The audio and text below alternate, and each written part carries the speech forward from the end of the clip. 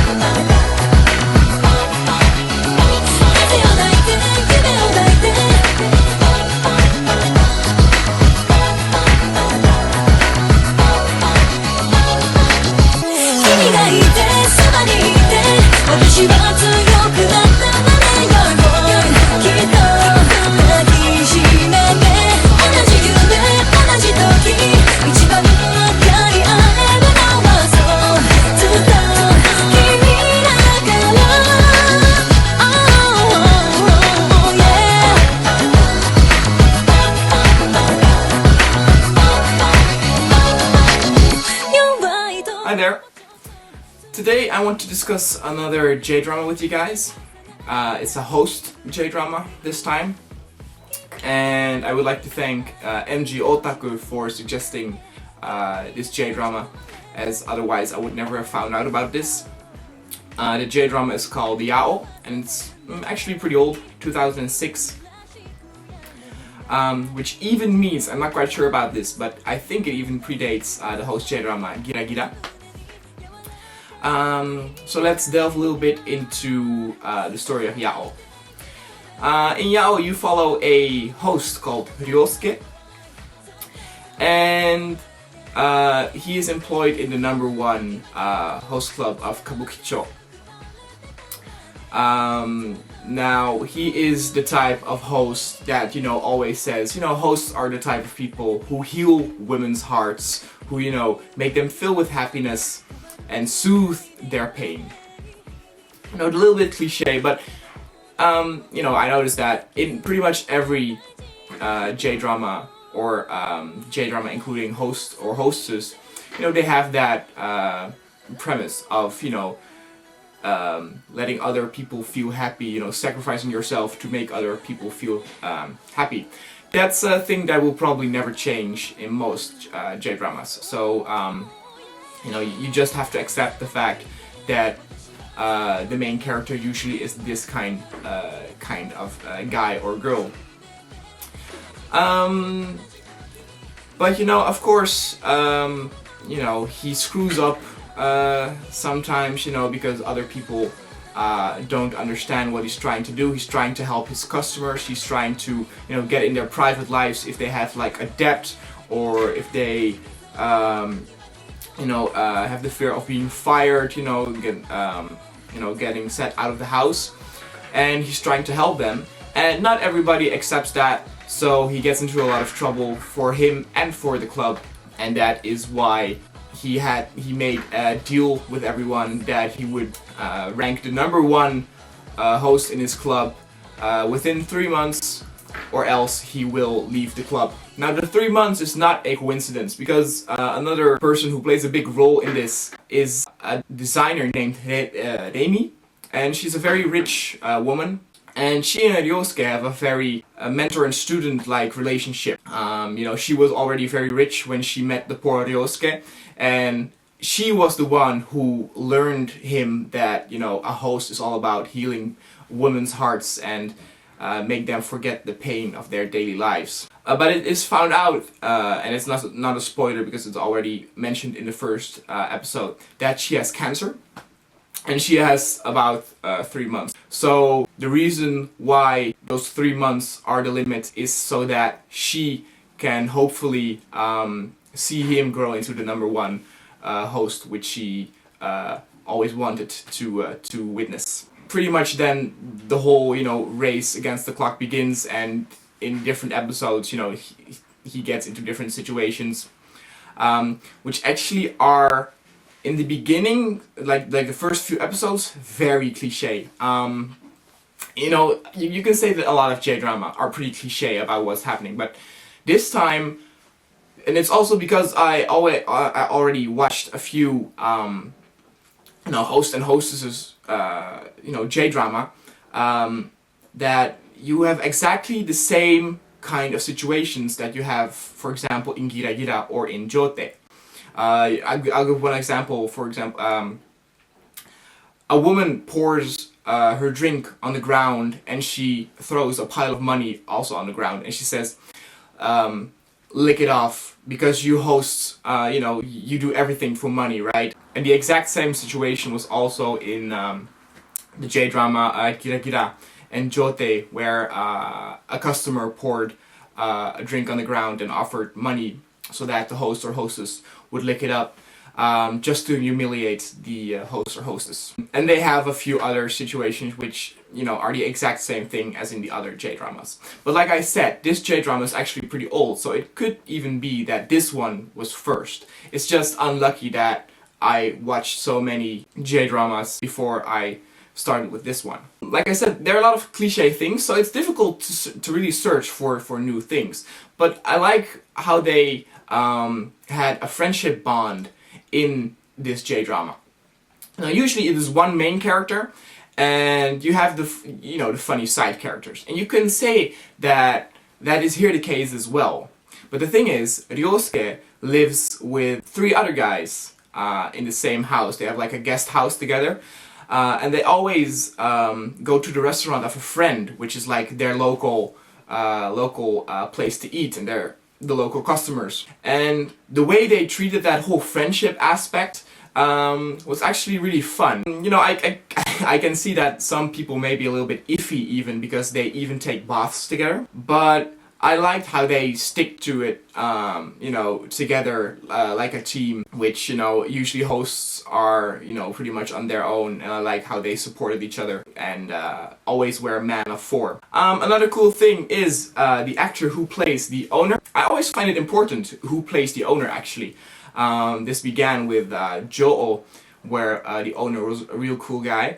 And I still, till this day, I don't think that there's, an owner who was as cool and as well casted as he was.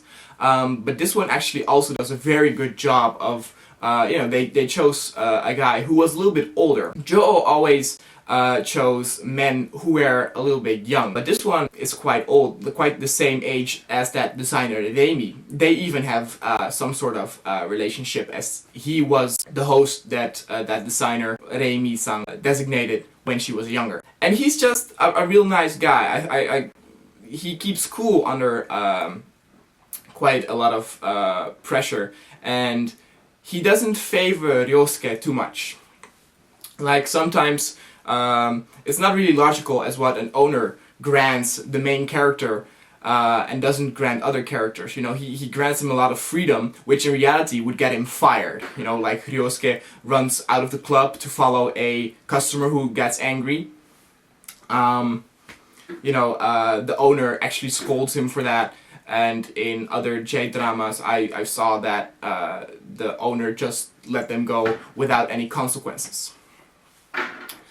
Now, the coolest guy in all this is the number 1 host, which is called Seiya. And I know the actor actually from a few other J-dramas. He had a role in Bambino and in Ju-on-sai no Haha. And he's a real cool guy. He's actually pretty old, which also surprised me that he was number 1. But they actually did quite well with him, because he is the coolest looking guy out of the whole club. For example, the main character, Ryosuke, his hair is a little bit weird. I don't like it, one thing. They have these scenes, like flashbacks, where his hair is down a little bit, and a little bit more spiky, and that looks a lot more better than his long hair that he has throughout the whole series. But let's get back to that number 1 host. His hair is actually quite cool. A lot of hosts don't have that cool of a haircut in this J-drama, but he does.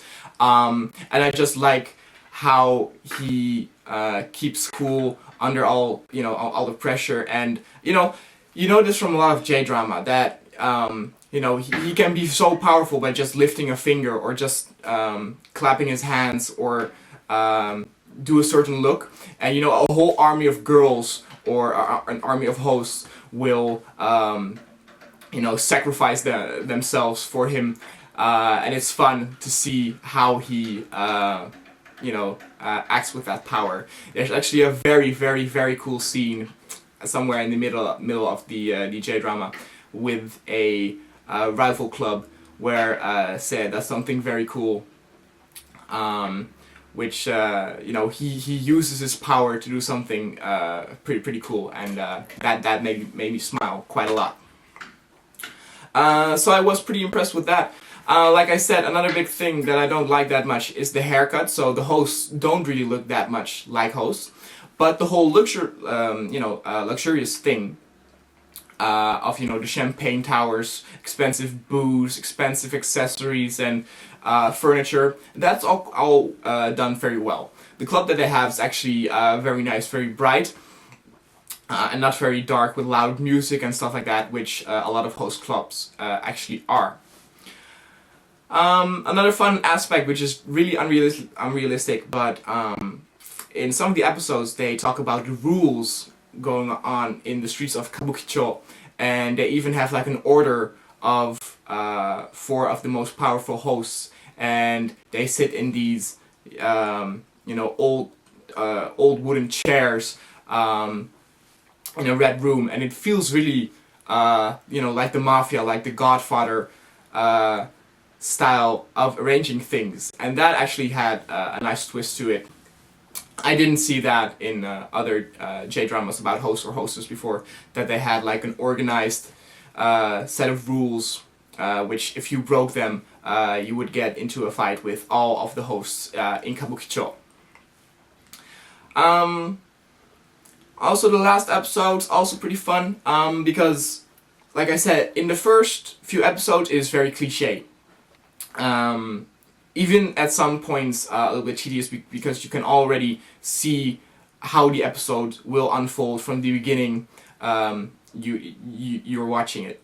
But in the second half of the series, the pace gets higher, it gets more fun, and in the end they even did something that I did not expect. It's not a huge turn of events, but it was nice actually, and kind of a little bit refreshing. Now, you've heard me say a lot of good things and a lot of bad things. It's a nice J-drama, but nothing special. It was one of the first who did something about hosts. But the thing is, because I saw so many other J-drama about hosts and hostesses, I like them more. And if you compare this to Gira, I think I would prefer Gira. The acting's also not that good in this J-drama. It's based off a manga, so they make the weird faces again. And yeah, it's the thing also is I haven't watched a J-drama in a few months, so that was also nice to do it again. But if you are a really hardcore J-drama, like you watch a lot of J-drama, then you may want to skip this, because it's a lot of cliche things. You've probably seen it all. If you're interested in hosts and the hostess culture, give it a try. It's nothing special. It's just great to kill some time. It's not a failure, but it wouldn't be in my top 10 of J-dramas. It was just fun to watch. I watched it once. I was happy I did, but I will probably not watch it again in the future. One last thing I want to finish off with is that they also have a cliche image of the Gyaru, because there's a scene where a girl buys hard drugs and is actually a Gyaru, and that was pretty funny. That in a lot of J-dramas they have like a small part concerning Gyaru. Even Hanayori Dango has a quick scene about Gyaru, and it's funny how they portray them as indeed the dumb, cliched, all hope is forgotten girls who do go into the prostitute industry, or do hard drugs, stuff like that. So that actually made me laugh quite a bit, that even this series did that. But yeah, so that was my video about the series Gyaru, and I will see you guys next time. See ya!